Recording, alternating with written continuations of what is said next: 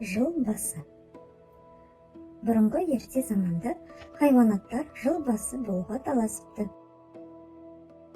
Жылқы айтыпты: мен алысты жақын қыламын, күшімді болса көреді, сүтімді болса ішеді, қылымнан арқан жіп жасайды. Адамға менен пайдалы мал жоқ, жыл басы мен боламын дейді. Сонда түйе оған бүйтеді: сен адамның жұмысын қыласың, ал мен сен көтере алмайтын ауырды көтеремін. Неше айлық алыс жерлерге барамын. Қарным ашты деп сен сияқты арпа, сұлу сұрамаймын. Жусан болса жусан жеп, не кез келсе соны қорек етіп, табылса су ішіп, табылмаса шөлде де шыдап жүре беремін. Жыл басы болу маған лайық дейді. Мен болмасам, қазақ үйін немен жабар еді? Жүнімнен киіз басады, жабағымнан киім тігеді, арқан жіп еседі. Сүтімнен құрт май алады, шаруаға да менен пайдалы жоқ деп қой шығыпты. Сонда ит: мен болмасам, сендердің бәріңді не ұрылар ұрлап, не қасқыр жеп тауысар еді.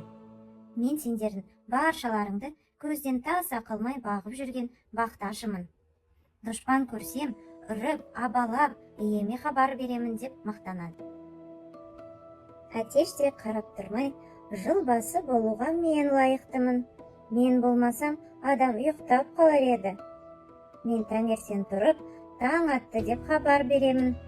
Кеш болса, жатар мезгіл болды деп ескертемін дейді. Тышқан не айтарын білмей тұрады тағалады.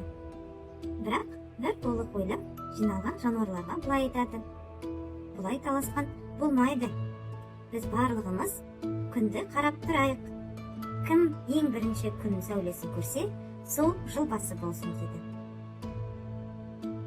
Барлық жануарлар тышқанның сөзіне сеніп, күнді қарап тұрады. Түйе бәрібір менен бұрын ешкім көре алмайды деп өзінің бойына сеніп тұрады.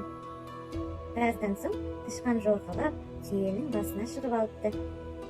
Біз көреміз деп таласып жатқан жануарлар ең биікте отырған тышқанды көрмей қалады. Сөйтіп, ең биікте отырған тышқан күнді бәрінен бұрын ерте көріп, жыл басы болып атаныпты.